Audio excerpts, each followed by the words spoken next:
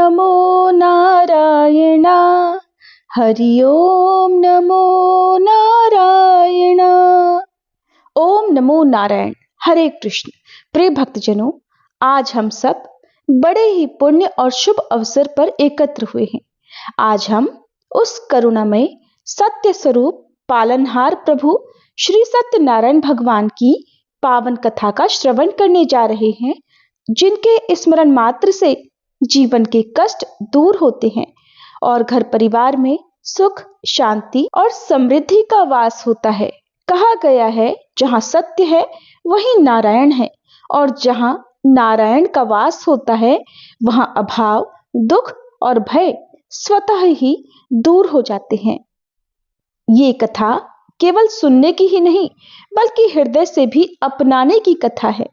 जो भी भक्त श्रद्धा, विश्वास और सच्चे भाव से श्री सत्यनारायण भगवान की कथा सुनता या कराता है, उसके जीवन में अधूरे कार्य पूर्ण हो जाते हैं, बिगड़े काम बन जाते हैं और प्रभु की कृपा से असंभव भी संभव हो जाता है।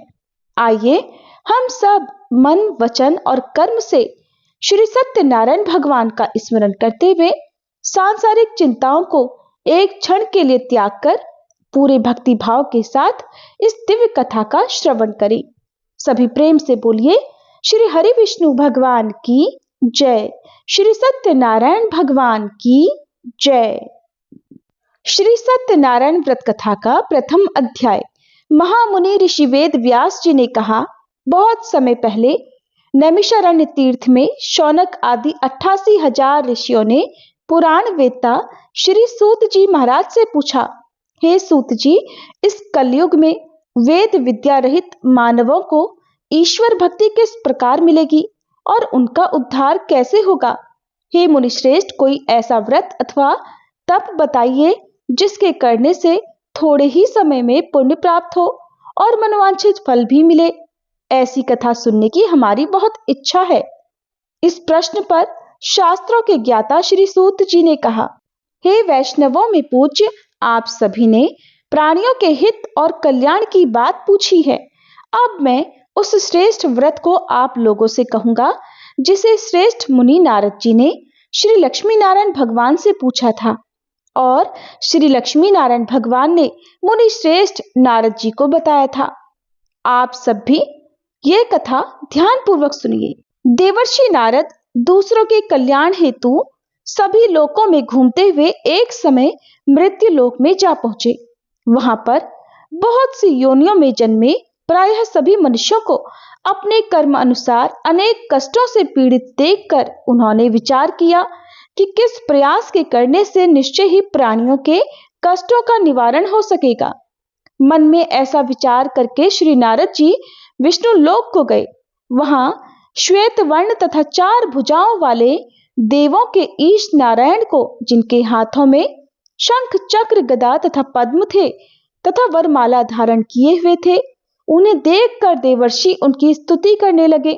नारद जी ने कहा, हे भगवान, आप तो अत्यंत शक्तिवान हैं। मन तथा वाणी भी आपको नहीं पा सकती।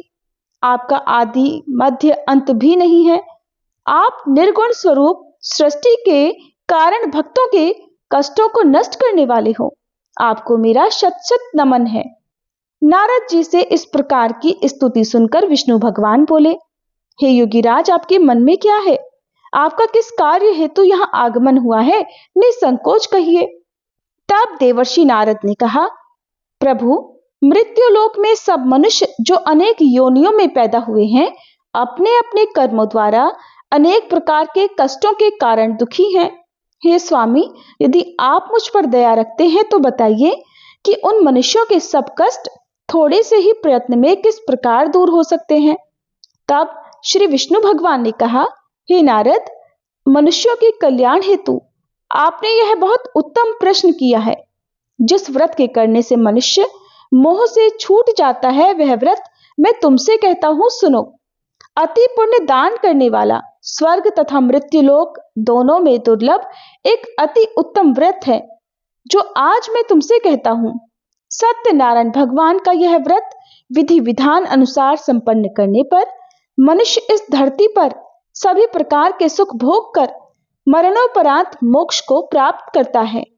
श्री विष्णु भगवान के ऐसे वचन सुनकर नारद मुनि बोले, हे भगवान, उस व्रत का विधान क्या है, फल क्या है, इससे पूर्व किसने यह व्रत किया है तथा किस दिन यह व्रत करना चाहिए, कृपया मुझे आप ये सब भी विस्तार से समझाइए।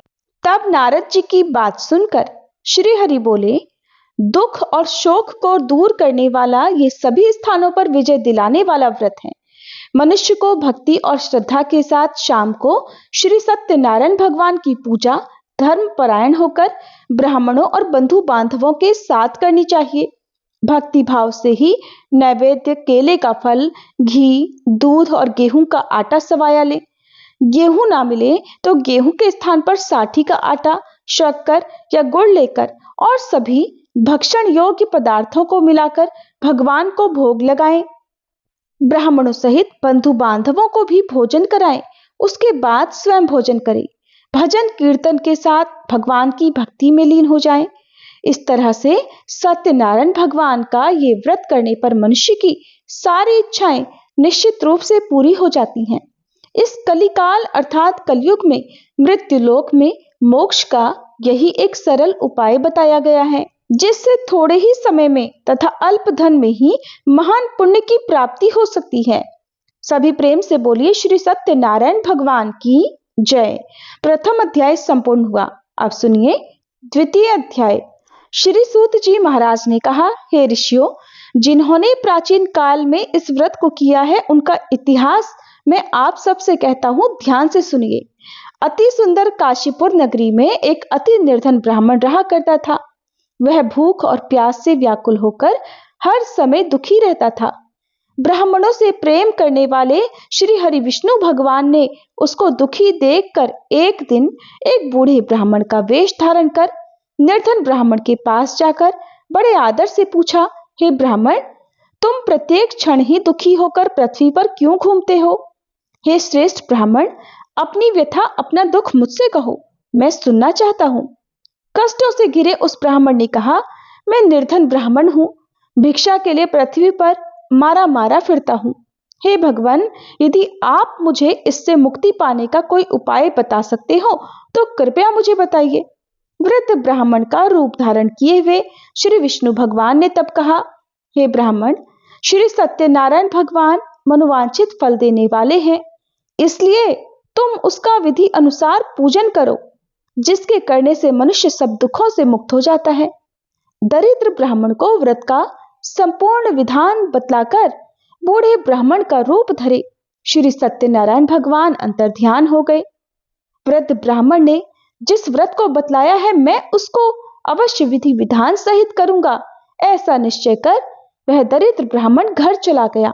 परंतु उस रात ब्राह्मण को नींद ही नहीं आई। अगले दिन वह सुबह जल्दी उठा और श्री सत्यनारायण भगवान का व्रत करने का निश्चय कर भिक्षा मांगने के लिए चल दिया। उस दिन उसको भिक्षा में अधिक धन मिला, जिससे उसने पूजा का सभी सामान खरीदा तथा घर आकर अपने बंधु बांधवों के साथ विधि पूर्वक भगवान श्री सत्यनारायण का व्रत किया, जिसके करने से वह निर्धन ब्राह्मण सब कष्टों से छूटकर अति धनवान हो गया। उस समय से वह ब्राह्मण प्रत्येक महाव्रत करने लगा। सत्यनारायण भगवान के व्रत को जो शास्त्र विधि के अनुसार श्रद्धा पूर्वक करेगा वह सब कष्टों से छूटकर मोक्ष को प्राप्त करेगा। जो भी मनुष्य श्री सत्यनारायण भगवान का व्रत करेगा वह सब कष्टों से छूट जाएगा। इस प्रकार नारद जी से सत्यनारायण भगवान का कहा हुआ यह व्रत मैंने तुमसे कहा है। हे श्रेष्ठ ब्राह्मणों, अब आप और क्या सुनना चाहते हो, मुझसे कहो। तब ऋषियों ने कहा, हे मुनीश्वर, संसार में उस विप्र से सुनकर फिर किस किस ने इस व्रत को किया, हम सब वह भी सुनना चाहते हैं। मुनियों से ऐसा सुनकर श्री सूत जी ने फिर कहा, हे मुनिगणों, जिस जिस प्राणी ने भी इस व्रत को किया है उन सब की कथा भी सुनो। एक समय वह धनी ब्राह्मण बंधु बांधवों के साथ शास्त्रीय विधि के अनुसार अपने घर पर श्री सत्यनारायण भगवान का व्रत कर रहा था। उसी समय एक लकड़ी बेचने वाला बूढ़ा व्यक्ति वहां आया। उसने सिर पर रखा लकड़ियों का गट्ठर बाहर रख दिया और ब्राह्मण के मकान में चला गया। प्यास से व्याकुल लकड़हारे ने विप्र को व्रत करते देखा। वह भूख प्यास सब कुछ भूल गया। उसने उस ब्राह्मण का अभिनंदन किया और पूछा, हे ब्राह्मण देवता, आप ये किसका पूजन कर रहे हो? इस व्रत को करने से क्या फल मिलता है? कृपया मुझे भी बताइए। तब उस ब्राह्मण देवता ने कहा, सब इच्छाओं को पूर्ण करने वाला यह श्री सत्यनारायण भगवान का व्रत है। इनकी ही कृपा से मेरे यहाँ धन और ऐश्वर्य का आगमन हुआ है। तब ब्राह्मण देवता से व्रत के विषय में ज्ञात कर वह लकड़हारा अत्यंत प्रसन्न हुआ और भगवान का चरणामृत लेकर भोजन करने के पश्चात वह अपने घर को गया तथा अगले दिन लकड़हारे ने अपने मन में संकल्प किया कि आज गांव में लकड़ी बेचने से जो कुछ भी धन मिलेगा उसी से भगवान सत्यनारायण का मैं व्रत करूंगा। मन में ऐसा विचार कर वह लकड़हारा लकड़ियों का गट्ठर अपने सिर पर रखकर जिस नगरी में धनवान लोग रहा करते थे ऐसे सुंदर नगर में गया। उस दिन उसे उन लकड़ियों के दाम पहले दिनों से 4 गुना मिले। तब वह बूढ़ा लकड़हारा बहुत प्रसन्न होकर पके केले, शक्कर, शहद, घी, दूध, दही और गेहूं का चूर्ण इत्यादि श्री सत्यनारायण भगवान के व्रत की सभी सामग्री लेकर अपने घर आया। फिर उसने अपने बंधु बांधवों को बुलाकर विधि विधान के साथ भगवान का पूजन एवं व्रत किया। उस व्रत के प्रभाव से वह बूढ़ा लकड़हारा धन धान्य से युक्त हुआ तथा संसार के समस्त सुख भोग कर वैकुंठ को चला गया। सभी प्रेम से बोलिए श्री सत्यनारायण भगवान की जय। इस प्रकार कथा का द्वितीय अध्याय पूर्ण हुआ। अब सुनिए तृतीय अध्याय। श्री सूत जी बोले, हे श्रेष्ठ मुनियों, अब मैं आगे की एक कथा कहता हूँ। प्राचीन काल में उल्कामुख नाम का एक महान ज्ञानी राजा था। वह जितेंद्रिय एवं सत्यवक्ता था। प्रतिदिन मंदिरों में जाता और निर्धनों को धन देकर उनके दुख दूर करता था। उसकी पत्नी कमल के समान सुंदर मुख वाली और सती साध्वी थी। एक दिन भद्रशिला नदी के तट पर वे दोनों विधि विधान सहित श्री सत्यनारायण भगवान का व्रत और पूजन कर रहे थे।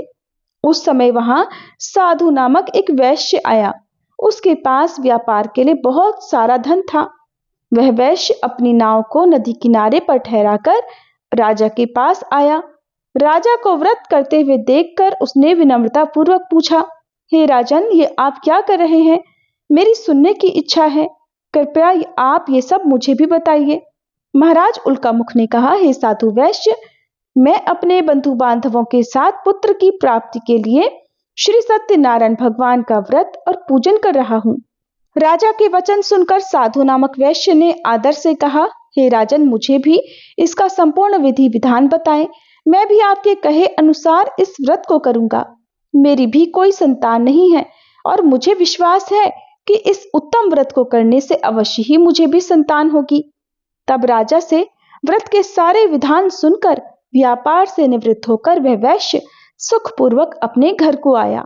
उसने अपनी पत्नी को संतान देने वाले उस व्रत के विषय में बताया और संकल्प लिया कि जब मेरे यहाँ संतान होगी तब मैं इस व्रत को करूंगा। वैश्य ने यह वचन अपनी पत्नी लीलावती से भी कहे। एक दिन उसकी पत्नी लीलावती श्री सत्यनारायण भगवान की कृपा से गर्भवती हो गई। 10वें महीने में उसने एक अति सुंदर कन्या को जन्म दिया। दिनों दिन वह कन्या इस तरह बढ़ने लगी जैसे शुक्ल पक्ष का चंद्रमा बढ़ता है। कन्या का नाम उन्होंने कलावती रख दिया। तब लीलावती ने मीठे शब्दों में एक दिन अपने पति को याद दिलाया कि आपने जो भगवान का व्रत करने का संकल्प लिया था, अब आप उसे पूर्ण कीजिए। साधु वैश्य कहने लगा, हे प्रिय, मैं कलावती के विवाह पर इस व्रत को करूंगा। इस प्रकार अपनी पत्नी को आश्वासन देकर वह व्यापार करने विदेश चला गया। कलावती अपने पिता के घर में बढ़ने लगी। लौटने पर साधु ने जब नगर में सखियों के साथ अपनी वयस्क होती पुत्री को खेलते देखा तो उसके विवाह की चिंता होने लगी। तब उसने एक दूत को बुलाकर कहा कि उसकी पुत्री के लिए कोई सुयोग्य वर देख कर लाए। दूत साधु नामक वैश्य की आज्ञा पाकर कंचन नगरी पहुंचा तथा देखभाल कर वैश्य की कन्या के लिए एक सुयोग्य वणिक पुत्र को ले आया। उस सुयोग्य लड़के के साथ साधु नामक वैश्य ने अपने बंधु बांधवों सहित प्रसन्नचित्त होकर अपनी पुत्री का विवाह करा दिया। दुर्भाग्य से वह विवाह के समय भी श्री सत्यनारायण भगवान का व्रत करना भूल गया। इस पर अब की बार श्री सत्यनारायण भगवान अत्यंत क्रोधित हो गए। उन्होंने वैश्य को श्राप दिया कि तुम्हें दारुण दुख प्राप्त होगा। इसके कुछ समय बाद अपने कार्य में कुशल वह वैश्य अपने दामाद सहित नावों का बेड़ा लेकर व्यापार करने के लिए सागर के समीप स्थित रत्नसारपुर नगरी में गया। रत्नसारपुर पर चंद्रकेतु नामक राजा राज्य करता था। दोनों ससुर जमाई चंद्रकेतु राजा के उस नगर में व्यापार करने लगे। एक दिन श्री सत्यनारायण भगवान की माया से प्रेरित एक चोर राजा चंद्रकेतु का धन चुराकर भाग रहा था। राजा के दूतों को अपने पीछे से आते देखकर चोर ने घबराकर राजा के धन को वैश्य की नाव में चुपचाप छुपा दिया, जहां वे ससुर जमाई ठहरे हुए थे, और वहां से भाग गया। जब दूतों ने नाव की तलाशी ली तो चोरी किया हुआ धन नाव में ही निकला। तब उन्होंने ससुर दामाद को ही चोर समझा और वे उन ससुर दामाद को बांध कर ले गए तथा राजा के समीप पहुंचकर बोले, महाराज, आपका धन चुराने वाले ये 2 चोर हम पकड़ कर लाए हैं, आप देखकर आज्ञा दीजिए। तब राजा ने बिना उस वैश्य की कोई भी बात सुने उन्हें कारागार में डालने की आज्ञा दे दी। इस प्रकार राजा की आज्ञा से उनको कारावास में डाल दिया गया और उनका सारा धन भी छीन लिया गया। सत्यनारायण भगवान के कोप के कारण ही उस वैश्य की पत्नी लीलावती और पुत्री कलावती भी घर पर बहुत दुखी हुई। उनका सारा धन चोर चुरा कर ले गए। मानसिक और शारीरिक पीड़ा तथा भूख प्यास से अति दुखी होकर भोजन की आस में कलावती एक ब्राह्मण के घर पर गई। उसने ब्राह्मण को श्री सत्यनारायण भगवान का व्रत विधि पूर्वक करते देखा। उसने कथा सुनी तथा श्रद्धा पूर्वक प्रसाद ग्रहण करके रात को घर आई तो घर पर माता ने कलावती से पूछा, हे पुत्री, तू अब तक कहाँ रही? मैं तेरे लिए बहुत चिंतित थी। माता के शब्द सुनकर कलावती कहने लगी, हे माते, मैंने एक ब्राह्मण के घर पर श्री सत्यनारायण भगवान का व्रत होते देखा है और मेरी भी उस उत्तम व्रत को करने की इच्छा है। माता ने कन्या के वचन सुनकर सत्यनारायण भगवान के पूजन की तैयारी की। उसने बंधुओं सहित श्री सत्यनारायण भगवान का पूजन और व्रत किया तथा वर मांगा कि मेरे पति और दामाद शीघ्र ही घर लौट आएं। साथ ही विनती की कि हे प्रभु, अगर हमसे कोई भूल हुई हो तो हम सभी का अपराध क्षमा करो। श्री सत्यनारायण भगवान इस व्रत से प्रसन्न हो गए। उन्होंने राजा चंद्रकेतु को स्वप्न में दर्शन देकर कहा, हे राजन, जिन दोनों वैश्यों को तुमने बंदी बनाकर रखा है वे दोनों ही निर्दोष हैं। उन्हें प्रातःकाल ही छोड़ दो। उनका सब धन जो तुमने अधिग्रहित कर लिया है लौटा देना, नहीं तो मैं तुम्हारा राज्य, धन, पुत्र आदि सब कुछ नष्ट कर दूंगा। राजा से ऐसे वचन कहकर भगवान अंतर्ध्यान हो गए।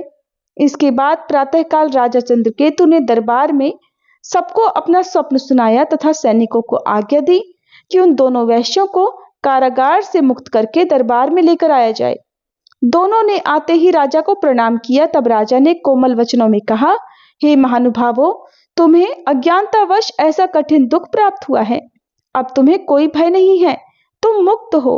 इसके बाद राजा ने उनको नए वस्त्र आभूषण पहनाए तथा उनका जितना धन लिया था उससे दोगुना लौटाकर आदर सहित विदा कर दिया। इस प्रकार दोनों वैश्य अपने घर को चल दिए। सभी प्रेम से बोलिए श्री सत्यनारायण भगवान की जय। इस प्रकार सत्यनारायण व्रत कथा का 3रा अध्याय पूर्ण हुआ। अब सुनिए 4था अध्याय। श्री सूत जी ने आगे कहा, वैश्य ने यात्रा आरंभ की और अपने नगर को चल पड़ा। उनके थोड़ी दूर आगे बढ़ने पर दंडी वेशधारी श्री सत्यनारायण भगवान ने उसकी परीक्षा लेने हेतु उससे पूछा, हे वैश्य, तेरी नाव में क्या है? अभिमानी वणिक हंसता हुआ बोला, हे दंडी, आप क्यों पूछते हैं? क्या धन लेने की इच्छा है? मेरी नाव में तो बेल के पत्ते भरे हैं।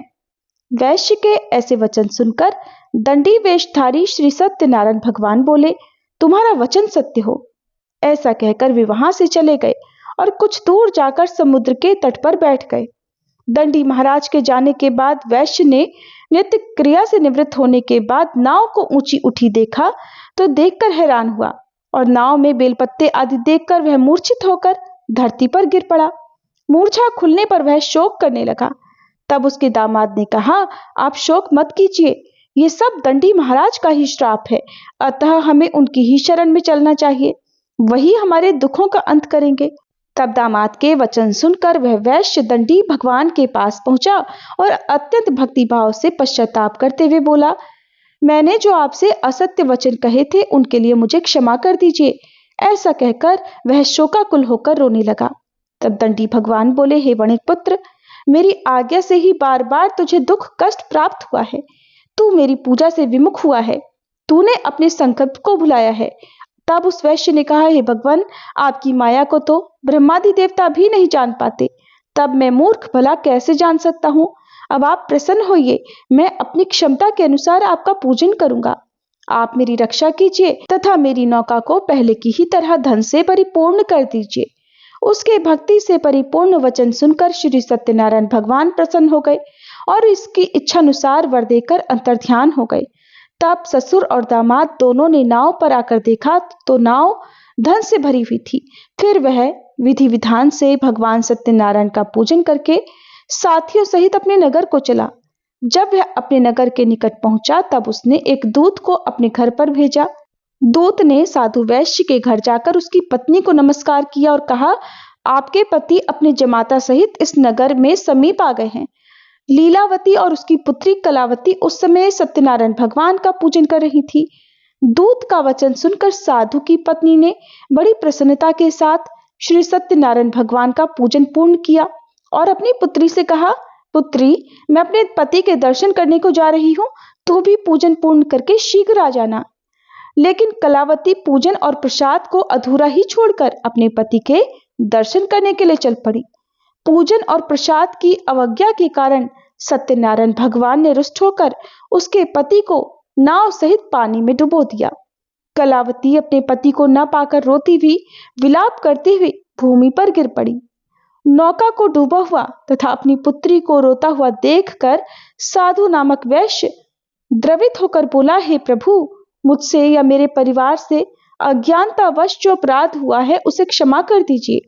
उसके ऐसे वचन सुनकर सत्यनारायण भगवान प्रसन्न हो गए। तभी आकाशवाणी हुई, हे वैश्य, तेरी पुत्री मेरा प्रसाद छोड़कर आई है, इसीलिए इसका पति अदृश्य हुआ है।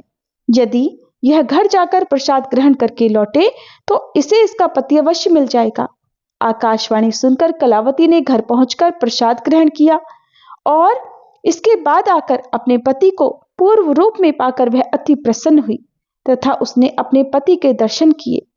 इसके बाद साधु वैश्य ने वहीं बंधु बांधवों सहित सत्यनारायण भगवान का विधि पूर्वक पूजन किया। वह इस लोक के सभी सुखों को भोग कर अंत में मोक्ष को प्राप्त हुआ। श्री सत्यनारायण भगवान की जय। इस प्रकार सत्यनारायण भगवान व्रत कथा का चतुर्थ अध्याय पूर्ण हुआ। अब सुनिए पांचवा और अंतिम अध्याय। श्री सूत जी महाराज बोले, हे ऋषिगणों, अब मैं एक और कथा कहता हूं, आप सभी ध्यान से सुनो। सदा प्रजा के लिए चिंतित तुंगध्वज नाम का एक राजा था। उसने श्री सत्यनारायण भगवान का प्रसाद त्याग कर बहुत कष्ट पाया। एक बार राजा वन में वन्य पशुओं को मारकर बड़ के वृक्ष के नीचे आया। वहां उसने ग्वालों को भक्ति भाव से बंधु बांधवों सहित श्री सत्यनारायण भगवान का पूजन करते देखा, परंतु राजा ये सब देखकर भी अभिमानवश न तो वहां गया और न ही उसने सत्यनारायण भगवान को नमस्कार किया। तब ग्वालों ने भगवान का प्रसाद उसके सामने रखा तो वह प्रसाद को भी छोड़कर अपने नगर को चला गया। उधर नगर में पहुंचकर उसने देखा कि उसका तो सारा राज्य ही नष्ट हो गया है। वह समझ गया कि ये सब भगवान सत्यदेव ने ही रुष्ट होकर किया है।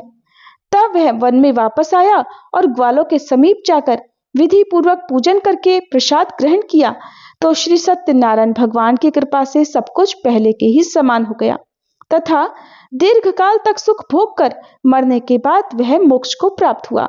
जो मनुष्य इस श्रेष्ठ दुर्लभ व्रत को करेगा, श्री सत्यनारायण भगवान की कृपा से उसे धन धान्य का कोई भी अभाव नहीं होगा। निर्धन धनी हो जाएगा और बंदी बंधनों से मुक्त होकर निर्भय हो जाता है। संतानहीन को संतान प्राप्त हो जाती है तथा समस्त इच्छाएं पूर्ण कर अंत में वह वैकुंठ लोक को जाता है। अब उनके विषय में भी जानिए जिन्होंने इस व्रत को किया।